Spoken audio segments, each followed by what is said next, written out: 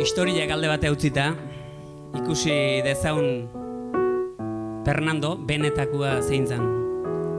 Ondorengo bersuak mezetara, txarteletara joan zan batian, erretoriak eta pilak alkarri bota omen zizkioten. Erretoria ere bersolaria baizan. Gero ikusiko dugu hori. Eta ara, Fernandok nola aklaratu zuen Trinidade Santuen misterioa. 8 txiki batien.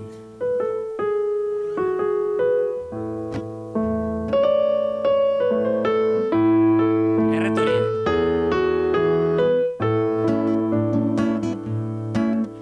Esan behar dirazu istante batean, liburutik txartela atera artean, nola sinisten dezun zuk zere artean, daudela 3 pertsona jaungoiko batean.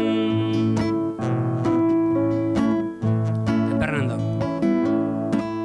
nola sinisten dedan arrazoiarekin, orain esango diot sagartxo batekin, usaita saborea kolorearekin, horra 3 genero pieza bakarrakin.